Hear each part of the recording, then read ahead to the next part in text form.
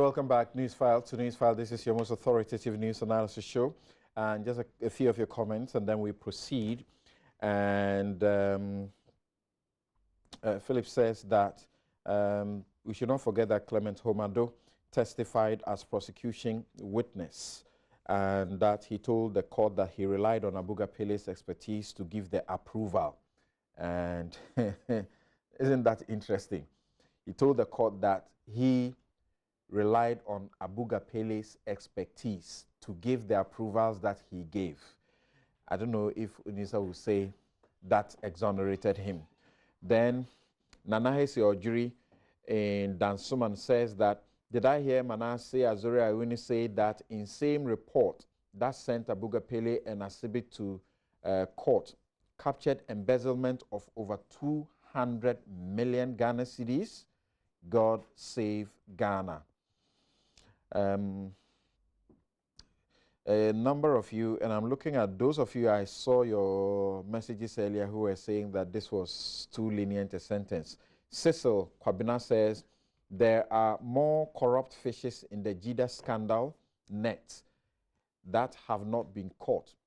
When are they going to be jailed, just like the two officials? The cartel involved needs to go down, not only the two.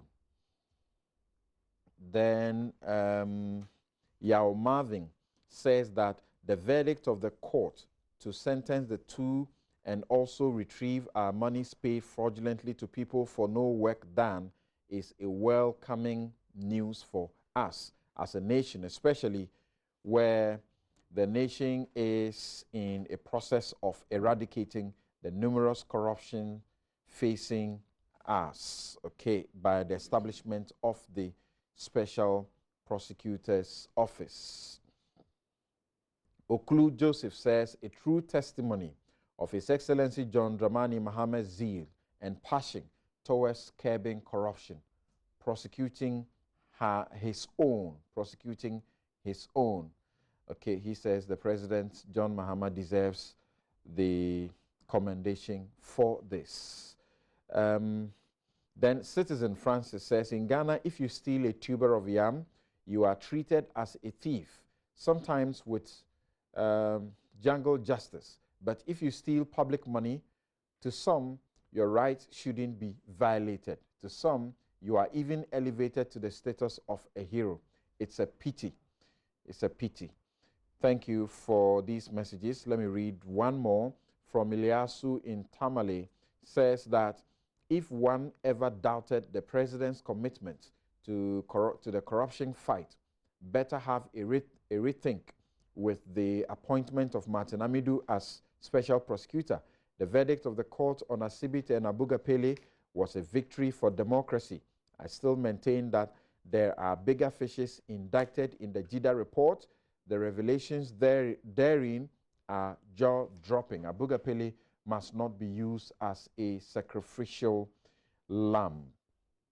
Thank you for your messages. Now, the CPI, that's the Corruption Perception Index, was released, and it's been turned to some football by the two political parties. Let's listen to this commentary by these persons, and then we'll come to the studio to discuss it.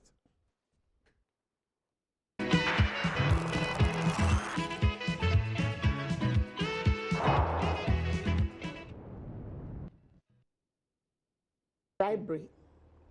Does it happen or not in our institutions?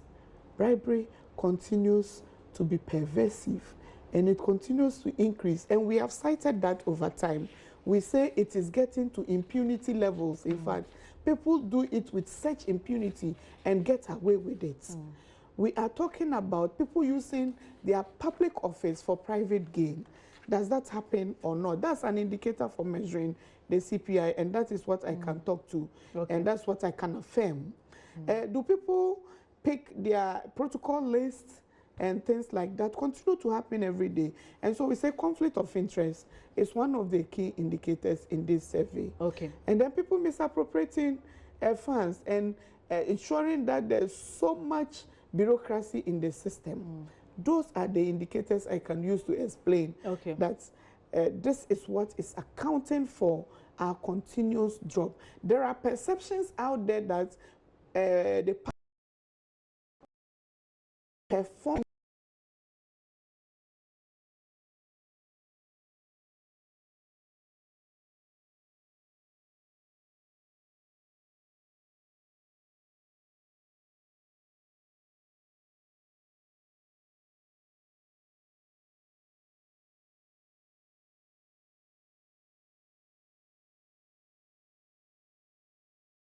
sector on a daily basis. Okay. Very disingenuous, dishonest, and if you like, unacademic assessment.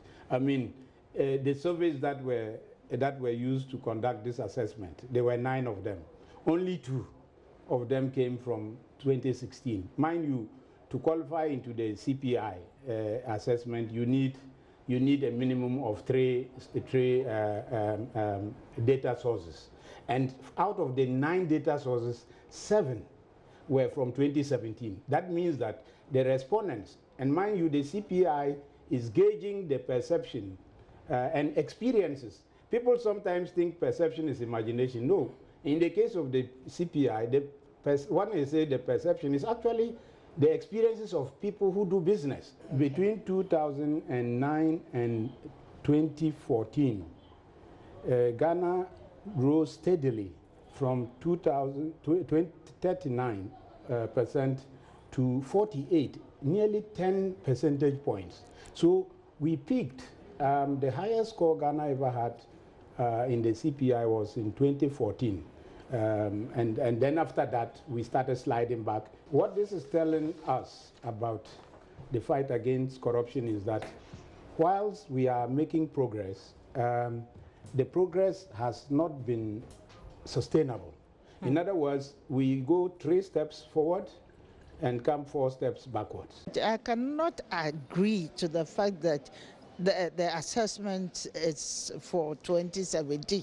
The assessment is actually for 2016, because if you take the assessment period, we cannot immediately have an assessment of a situation a year prior to the outcome. It's obviously against 2016, and we have actually taken the necessary steps to ensure that we are coming up with a way of dealing with it, and not just shelving or putting it under, sweeping it under the carpet. MTA. You're welcome back. So you've just been listening to Mary Ada of the Ghana Integrity Initiative, and also you heard Daniel Batadam, former corruption advisor to President John Mahama, and then you heard Patricia Pierre-J, Deputy Minister, Environment. Okay, so who do I start with? I'd like to start with Kweku on this note.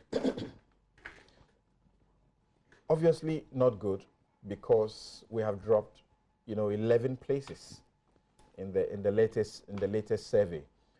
But do you understand the president himself when he also blames this on what he says, the plethora of corruption, allegations before he assumed office?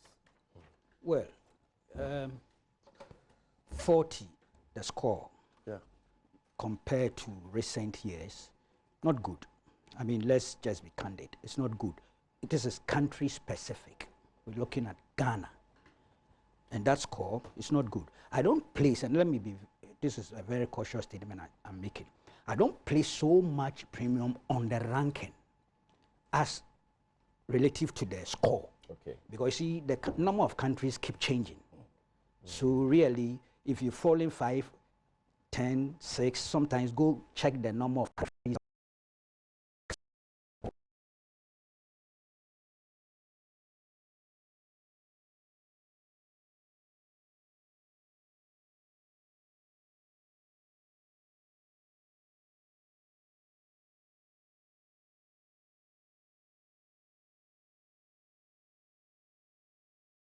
From 43 we were 43, 2016. And if you've been put at 40, 2017, it's not good enough. I mean, you can't jubilate or celebrate that. But I see a certain trend. See, 2014, we were 48. 2015, we went to 47. We dropped 1 percentage point. Then 2016, we dropped to 43. That was 4 percentage points. To 2017, so it means that from 2014 to 2017, a matter of 3 years, we've dropped about 8 percentage points. That's not good for the country. Yes, it's perception, but if you know the methodology and the data sources, how this one is done, it's perception that is really well grounded because of the data sources and the institutions that take part in compiling it. So we need to take it serious. I have been a witness, perhaps even at one stage, an active participant in the way we annually treat this thing as a political football. Let's be honest, some of us have done that before. It's in the last 5, 6 years that I began to insist that, look, the thing is country specific. It does not mean that the government of the day has no line or responsibility, because some of the policy decisions, some legislative instruments and all those things that must be brought on board for us to be able to fight corruption must come from the executive, also comes from parliament and other places. So I'm not for a moment excluding an administration and the conduct of that administration from how such things are compiled and brought to bear on the perception. No, that's not what I'm doing. But the truth is, matter of that, in this part of the world, it appears that what we've decided to do is that each year when it comes, depending on which government is in power, we go for the jugular. The opposition parties also then stand at the other side. That particular attitude, that positioning, does not help us to actually look at the issues the way they are. Now it comes to the president, and I'm not sure, I haven't read the president's statement, but that's what he said. Yeah. The recent publication of Ghana's score in the 2017 Corruption Perception Index, organized by Transparency International, showing a further drop in our standing, a result largely based on the plethora of corruption allegations exposés before the onset of this administration, indicates the enormity of the task ahead. Yes. Perhaps the operative word here is the largely. That's where it's contestable in terms of looking at the facts. But you see, I go back to the Ghana Integrity Initiative's own press release. Right. And perhaps within context, we will be able to begin to do a more, critical analysis. On page 2 of their press release, and if you don't mind, I would want to Please go ahead. quote. It says that 2017, and I stress 2017, one of the ladies you played was talking of 2016. That's not exactly correct. Let's be honest. This is more of a 2017 CPI. Right. But there's a certain residual element of 2016 in the compilation and calculation. And this is what is captured here. The 2017 CPI score indicates that in spite of Ghana's numerous efforts at fighting corruption, the canker is still a serious problem. Ghana's score of 40 points is a likely reflection of the inadequate investigations, prosecutions, and sanctioning of corruption during the period the 9 data sources covered. That is, 2016, 2 data sources, and 2017, 7 data sources. This is not we're saying. Right. It is the organizers themselves, the investigators, or if you like, the agency, their local branch, that is saying so.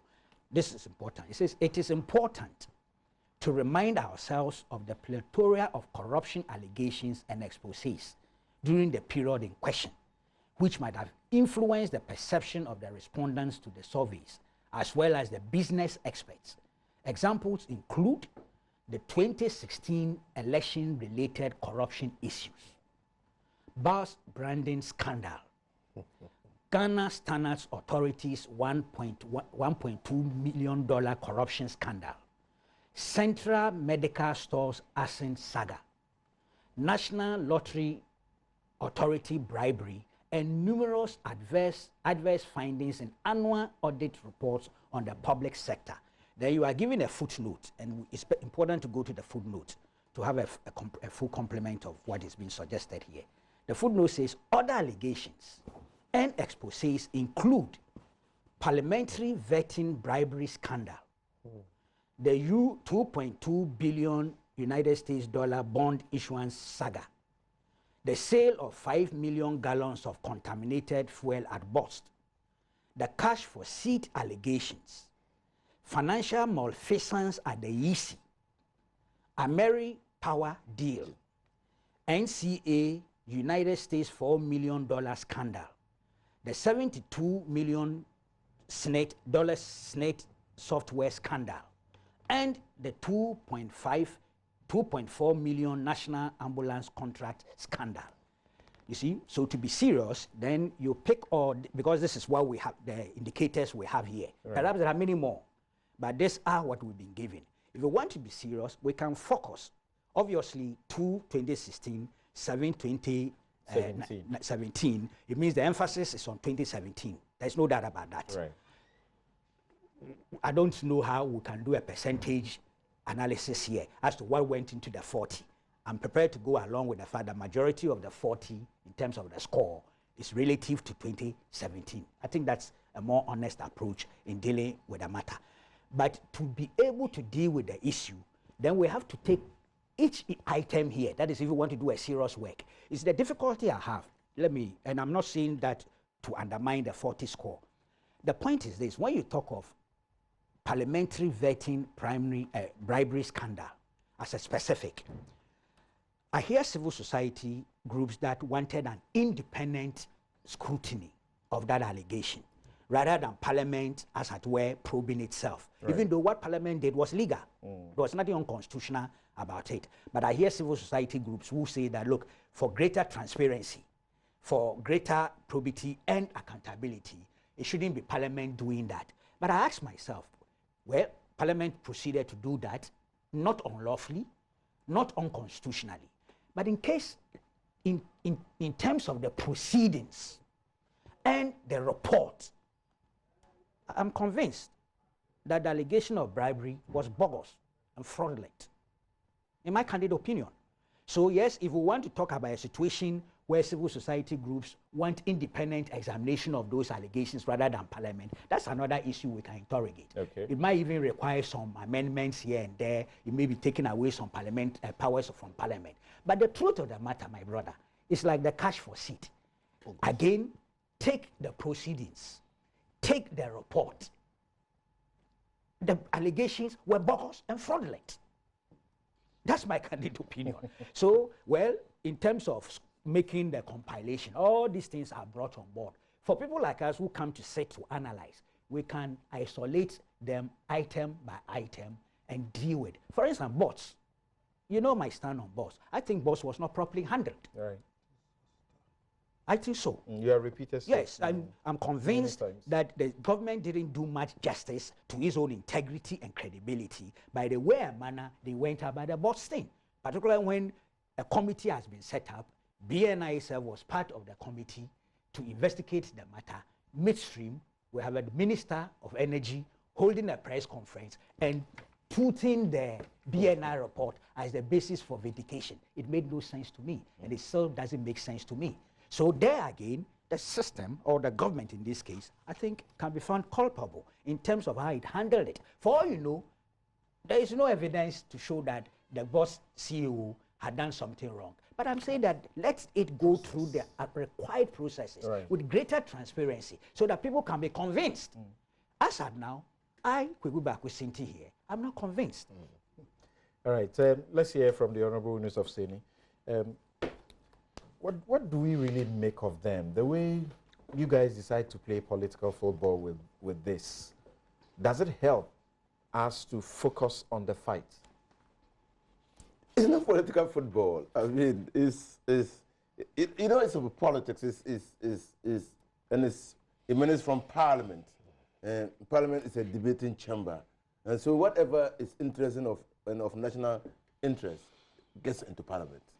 And that's how we debate it. And that's And unfortunately, people see it as political football. But that's how it goes into parliament. But beyond just like landscape, my desperate... Beyond the parliament, we're having that debate. Yes. Just like my desperate attempt to introduce the law school matter in parliament yesterday. You know, we can become a matter of national importance. So I sought to introduce it in parliament. And so people might say, well, it has become a political football.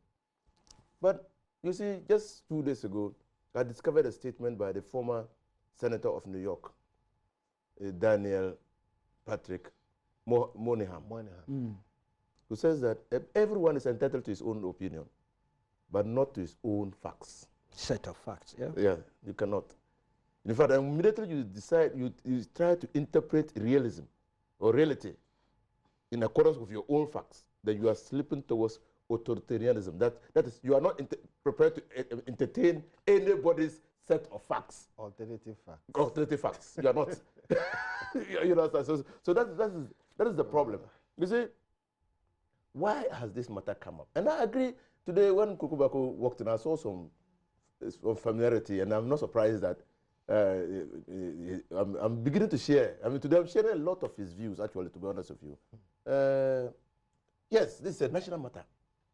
It doesn't help this country, whether it's a throwback or a seeping of the 2016 corruption allegations into 2017, or a sui generis 2017 corruption allegations. It doesn't help this country. Yeah. It makes investors scared because it increases the cost of doing business and paints Ghana in a very bad light. This report has been reported on the BBC in both English and Pidgin English, and that Ghana is not doing well. And Nana Akufo-Addo has recorded his worst performance or Nana Akufo-Addo's government has recorded its worst performance. Ghana. So it doesn't. No, but BBC reported Nana Akufo. But so okay, I thought you respected. No, so it doesn't do our image any good. It sends out a perception again that Ghana is a corrupt country. So that's why we have always said that any attempt to fight corruption should not be a half-hearted attempt. And dovetails into what we have said, that punishing corruption must be swift, immediate, and drastic. That is the only way you can send a signal. And if you don't do it that way, forget it. So, when you hear an appointee, a presidential staffer at the Flagstaff House say that, well, journalists who are keeping state vehicles and have not returned them up to now will be sent to the special prosecutor. I say, hey, what is happening? That was laughable. No, what's happening? So it appears that whatever bogged down the Attorney General from working is being shifted onto the special prosecutor. Yeah, even if journalists in possession of vehicles, part of that mass mandate. What is special about that? What is special about that? Absolutely incredible. So you see, that's the problem. That's the problem that we have. And he cited the boss scandal. I have said repeatedly, and that's why I'm saying that today appear to be. I have never ever only today. No, today we'll go back today. You mean only today? Not today, only today, but today is very pronounced. And I agree entirely with him. I've never ever understood why a minister will call a press conference, set up a committee, give that committee terms of reference. That committee will be known and called a ministerial committee. Boss is under your ministry. Then you are prepared to use the report of another group, which you didn't establish, which had no terms of reference, to truncate your own committee's work. I've never understood that. I've never understood that. So, corruption perception index. This thing, just like I'm saying, just like Koko is saying, just like many people saw, might be interpreted to be a cover-up. Koko says that it was not handled well. Others will not say it in that fine language. They say, no, this was a cover-up. And so it feeds into the perception. The perception, right. You get it? And so when you record bad performance, you should not look somewhere to put the blame. It feeds into a perception. You come to Parliament and you are asked, how was the Ghana at 60 money gotten from the private sector spent? Then the minister answers, we haven't yet to get a detailed account of how the money was spent. And up to now, there has not been any conscious, deliberate attempt to explain to us how that money, how much was received and how much was spent. Oh, really? Yes. I thought Kwame Penin had explained this long ago. No. Which one? Which What is his name? Kojo? No, No. which one? No, he's talking Ghana at 60. Yes, Ghana. Ghana. Not Ghana at 50. Oh, sorry. 60. Forgive me. Ghana at 60. Quickly, my mind went to Ghana No, at Ghana 50. 60. Right. Thank you. You understand? When we were told that this money will be funded by the private sector. Private sector. And then a question was asked, no attempt. It fits into the perception. Mind you, it was in Parliament and it was covered. It's part of the Hansard. Right. And so those people who were asked, probably some of them had recourse to parliamentary Hansard. Fits into the perception. When the American ambassador met the American businessman, what was his complaint? He said the president must work quickly on investigations, prosecutions, and sanctions of perceived corruption allegations or corruption. That was what he said. That is in the report. He said it long before the report. The failure or He had inability. also expressed the wish that the special prosecutor will actually deliver results. Will be allowed to, the space to deliver results. That again, you see, this is a business community. We don't know which people Transparency International spoke to. But these words were used long before the report was produced. He also said American businessmen were making too many illegal payments. I'm not sure they were talking about only 2017. No. That's subculture. No. They were not talking only about 2017. But this was a 2017 meeting. Again, that's perception. Yeah. And it's feeding into the CPI. Now, instead of addressing these issues, we try to shift blame. I have said, to be honest with you, until the appointment of Martin Amido, and I'm not the only one in this belief. I have heard CDD mention it, especially the former executive director mentioned saying that until the appointment of Martin Hamidu, some civil society organizations were losing confidence in Nana Akufo-Addo's government commitment to fighting corruption. Because they were not simply not seeing anything on that front. It was all talk. But what do you expect? If you say that you have uncovered a lot of corrupt deals and continue talking and trying people on the media and doing nothing, it reinforces the perception of corruption. Okay. So you see, for us, and like Koko said, I agree entirely, this is a 2017 report, because in 2016, a report was produced. If you say that the 2017 report is talking about 2016, are we entitled to say that the 2016 report was talking about 2015?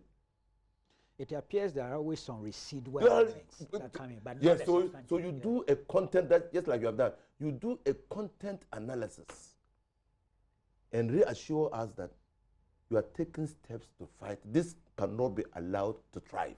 In fact, this is a warning to you that probably there's a lot to be done. And that's why I like the second part of the president's statement. It's a wake-up call. That's right. To do something. And so you don't throw it away. Work on it. Because there are many. I've got to, I've seen a social media cartoon or recording of somebody pouring out his frustrations on the 800,000 Ghana cedi budget for the hosting of a website at the Ministry but for that was Special. not corruption, was it? Perhaps No. some level of incompetence. No, that we are talking about perception of corruption. Yeah, but for you, when you are analyzing. No, for me, when I'm legislator, analyzing, but as a they didn't come to me. legislator. I said they didn't come to me. I'm just saying that you are looking at perception of corruption. Okay, I hear you. Okay, and so somebody hears that, oh, this is Adai. What? Why? Then media men and others say, oh, but even 80,000 can host And so people say, no, even 1,000 can host. And that, you understand? So it feeds into the perception. So you have to. So if there is incompetence, that incompetence can feed into, was it deliberate incompetence? Or what? What was it? I hear you. You see, so that's what we must deal with, and call on people who are given charge of our resources to manage it well. You hear Mante, he talks to a congregation, Reverend Mante, congregation, and makes a profound statement. Some of the appointees, Mate, some of the appointees of the current president are corrupt. He is talking to a congregation. And you think that they will live without a perception of corruption in this country? Or you hear also Bimpa say that, oh, Gabi Ochidako is hijacking. My brother. Those are statements. No, but we're talking about perceptions of. But don't give energy to some of these things. Men, but I think that anyway. Let me. I've said You were on the road, now you are going to. No. I've said it. One day I posted it on the Facebook. You see, in this country. But was he the first to have suggested some people were hijacking that's the president? all kinds of stuff have been said about those things. So that's not the first. Okay. Stay on the road. Anyway. I agree with you. I'm just raising it because I have also had that position you are having now. To fight corruption, let's today in our separate country, you see, serious what is things from the propaganda not being, serious how is ones. propaganda being played? It's being conflicted with calumny, lies, and deceit. Yeah. To give that propaganda some culture or air of serenity. So let's separate them. So that it makes it look like, oh, what he's saying is true. And that is affecting even this perception of corruption. Okay. Yes. Okay, and so for me, let's look at the corruption, the report. Let's deal with the report. There are lessons we can learn from the report, and clearly there are actionable programs that we can put in place. Okay. So the Honorable Afeoma King, what he's suggesting then is that both parties ought to be careful in how you play up matters of alleged corruption, because whichever way it affects the perception index. Well, Samson, Rawlings intervened in 79, and Uncle Kweku and others supported that call. Let the blood flow. We were there before he came. That's true. Sequence-wise, we were there. But he became the de facto leader. Of course. Very well. The flashpoint. So the let the blood flow was in his name, Junior Jesus. Not too long after that, we said, no, that's not the best approach. Because many people became victim of the circumstances. We've embraced democracy. And we talk about rule of law. And we're talking about systems being allowed to run. So if there's an allegation against you, there should be a system to deal with it. So now we change and say perception. You see, the distinction must be properly made so that all of us will be helped.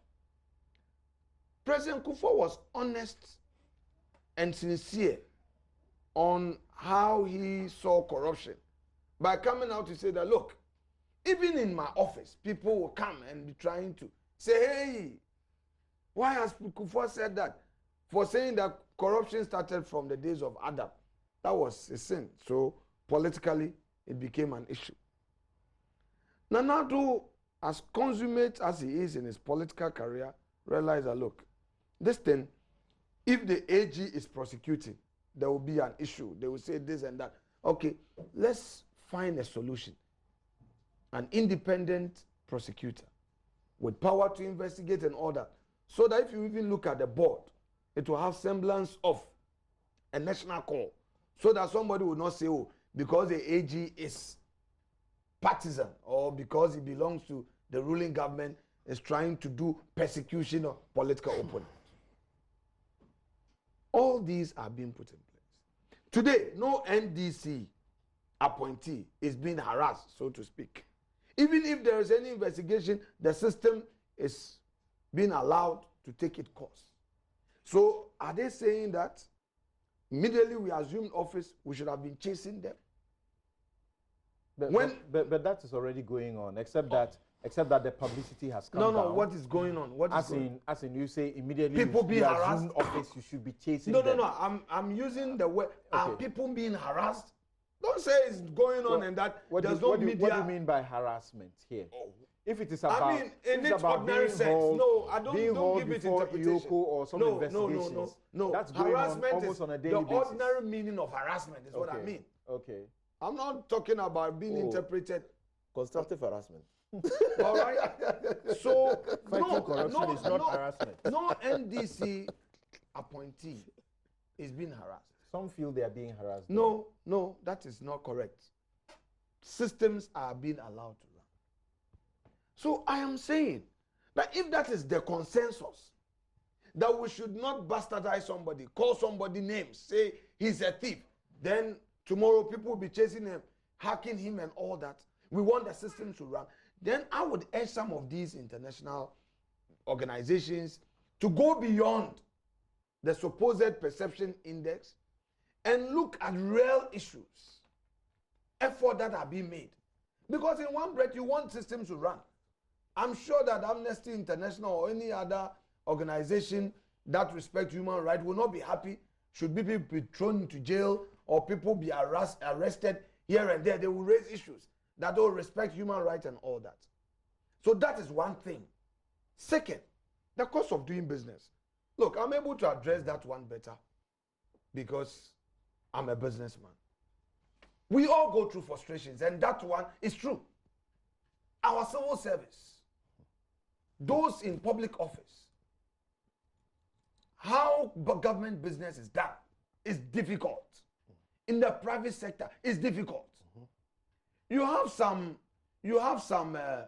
universities in this country where during the reign of a particular vice chancellor, you have a certain set of businessmen getting construction jobs for that period. When that VC leaves, another set, so the system will not open up. Businessmen know the frustrations they go through. So these things are real. You are going to pay your tax is even a problem. You are going to register as net is a problem. You want to get your tax clearance certificate is a problem. So we should work towards making the laws work.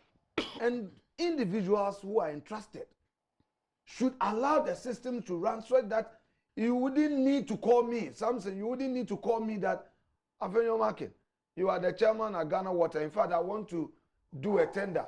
I want to, they say somebody may say, oh, we did this several times. We never won. You quote the lowest. You have everything. You will not get it and all that. So these, I'm sure, over a period, if we're able to address them, it would serve the interests of the nation better. But on the politics of it, the politics, why?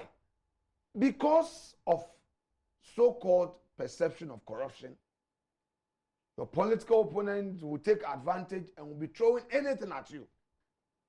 Yes, I agree. If somebody says that, oh, the approach in the bust issue perhaps was not appropriate and fed into the supposed perception of corruption. But was there a real corrupt act? Had the boss chief executive done anything really untoward? The issuance of the bond. We have a situation where for 8 years, the NDC government issued bonds. The minimum rate they got was 22%. The minimum rate, borrowing. Then upon assumption of office, a finance minister looks through the numbers. 2%. Please. No, the minimum was 22%. No. Here we are talking about domestic Bonds. Yes, I'm dealing with that. I'm dealing with that. Council. I just want to. Yeah, Council. I know that. I'm capable. Okay, that's right. Okay, go. The issue of issuance of domestic bonds. The minimum the NDC in its 8-year reign had was 22%. Then upon assumption of office, the finance minister re-engineers, issues domestic bonds to refinance maturing debt and gets 19% and save this country over 860 million in terms of interest. Please, council. I was savings recorded. I could have. You don't go there. It's our perception. Council. When the fundamentals Council, are I could have interjected. I just kept quiet, and I love you. You don't want me to flow. Flow. I'm pretending I wasn't Flow listening like to you. water. Flow like water. When it's knocking you, you want to just do that. You see, over a period, the money, the interest would have paid. That credits of saving us over 860 million. The NDC or our friends who were criticizing the issuance of the domestic bond never addressed that. But were interested in relational interests, drawing, zigzagging here and there, which were not material to the issue. So I hold a view that yes, as for perception, it may be wrong, it may be right. It's often reality in this case. It's often what? Reality. No, but In if which you case? mention the In which specifics, case? that bribery. Which case? Which case? We The should deal with CPI. Don't throw away this thing. My point is that They take issues that are You see, not you- exactly mere perception matters. Yeah, but the point is this: if you talk of the 2.25 billion Yeah. issuance thing and Yes. bring it within the context of perception, it I'm can't saying that's be. one more bogus claim. It cannot be. But even Hold on, corruption- council. Okay. Council. Okay. Go ahead. Go ahead. Stop this. Oh, yeah. Go ahead. So when you are talking about the finance minister's issue, there was no corruption in there. Any perception about so-called corruption will be absurd, because the man's effort saved this country over 860 million. It's a matter of fact. They should admit that and commend him for his efforts. Then the issue of the parliamentary probe. Why? On your own side, a whistle being blown from the minority side, and serious disagreement within their ranks. Parliament goes into the matter. There's no evidence to suggest that the appointee had done anything wrong, and by consensus, that report, you had your own members on the committee. By consensus, the report recommends that those who raised the issue should apologize, which apology was rendered. Albeit all the confusion. Again, was any real corruption in that sense? So I would want to conclude by saying that, yes, as politicians, we often take advantage. I need to be sincere with that. When you are in opposition, you would want to take advantage. So when you are in government, you are in a tight corner. You have to throw it, get a newspaper to publish something, get some document, and say, oh, I have a document. It may not really be true, and all that. But can we move a step further? Because it is affecting the image of the country.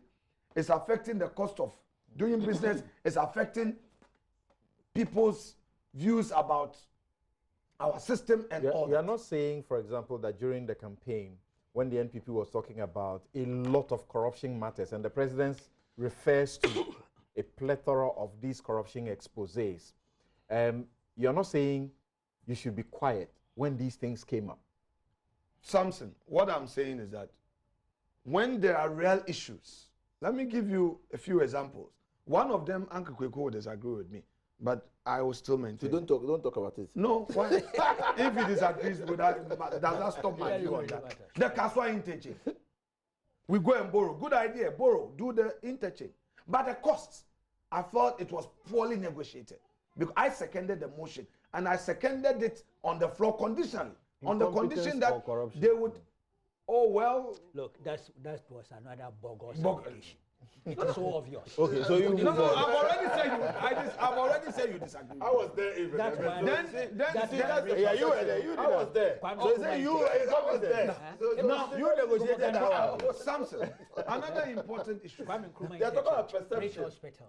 Oh, We went the ring, didn't come to anything. second, the It was CDB all loan. for the campaign and the momentum. Samson, the CDB facility. You are going to borrow from someone. He put in conditions for you to meet. You are unable to meet them. Penalties alone within 3 years was in excess of $300 million. That was incompetence. $300 million. Okay.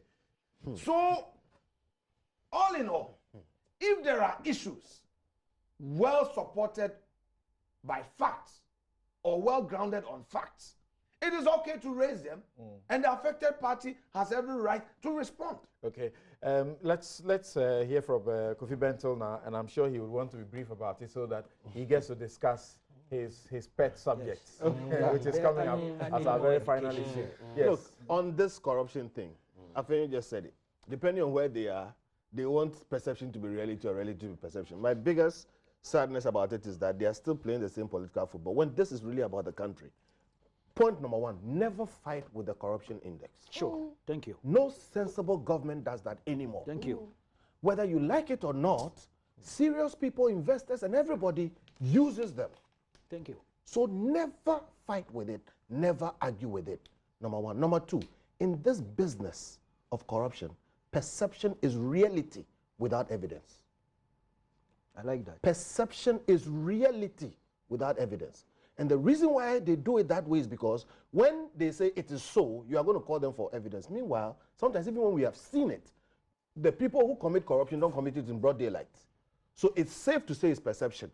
You argue with it at your own peril. We also must note that some of these things, when they happen in the space of one particular government, doesn't mean it's just the government. If you take the parliamentary bribery scandal, it had to do with NDC parliamentarians. Okay? They were also in there, so it's not just this government. But let's be clear. I'm part of the civil society groups that have been pushing the president on this. Okay? And we've met the president. I was in that meeting. We've had at least 2 meetings with the president. And those meetings were public. We spoke later, we were candid about the fact that we were not happy about the slow pace. Please. It is not because we were not confident in the president. It's not what you are saying.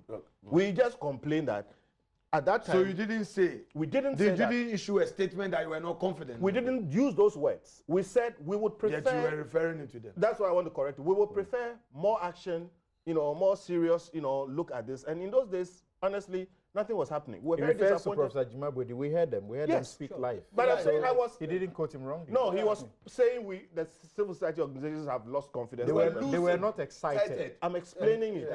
What were the words? They were blunt about that. What were the words? We were asking for more action. Look, right to information has still not been passed. Yeah. It's a sore point.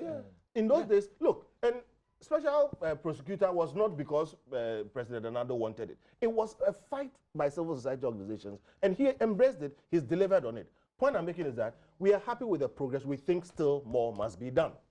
All right? Now, it's sad that this country is still suffering this. And honestly, we have to blame the two political parties for their failure to deal with this matter. And we ought to figure out a way to stop you people from doing this football thing and really find a way to nip this thing in the bud, because it is really bad. It really costs us, and people pay a heavy price for it. So honestly, as for the details of all these things, how it's come about, and the average person doesn't even care. Yeah. The point is, are we doing well or we are not? The verdict today is that we are not doing well. If even justice is being done, it is not being seen to be done. Clearly, the message to this government is that do more. Pass this right to information bill. Why won't you pass it? And until you pass this right to information bill, we will continue to be skeptical and effectively behave as if you are not very committed to fighting corruption. And it is showing in these kinds of indices. Okay. Right. Yes, it's important to. There's some recommendations they make. I want to read that and then we'll conclude on that. Now, they conclude by saying that the analysis of the index results by Transparency International reveals a correlation between corruption levels, the protection of free speech, and engagement with civil society in open dialogue. Top performing countries to have lower levels of corruption. Conversely, the worst performing countries that repress the mouthpiece of their citizens, the media, often score worse on the index. What needs to be done? Globally, it is acknowledged that digitalization is changing the ways we communicate, how we work, and how we do business. The Alliance for Integrity posits that advanced technology is enabling new risk management tools to monitor and detect fraud automatically. It is in this line, it is in line with this that the GII acknowledges the fact that some of the new initiatives started by the government, such as the paperless port clearing system, e-procurement, and the digital addressing system, could improve business integrity and ultimately reduce corruption in the public sector. Another area requiring digitalization is the implementation of the Infrastructure for Poverty Eradication Program, IPEP, in addition to putting in place clear policy guidelines, among others, to reduce the red tape and eliminate opportunities for people entrusted with power to misuse it for private gain. That's a quotation, actually. They didn't say it's a quotation, but that is how the world, the UN now defines corruption. Misuse of entrusted power for private gain. Now, specifically, GII recommends the following. 1, that government should demonstrate more practical commitment to fighting corruption by enacting key legislation such as the right to information, witness protection, and the conduct of public officers bill. Some of these things are in Three Parliament. very important bills. Last Parliament. Yeah, 3 very important laws. The newly created Office of Special Prosecutor, together with anti-corruption institutions such as the Commission on Human Rights and Administrative Justice, should be adequately resourced.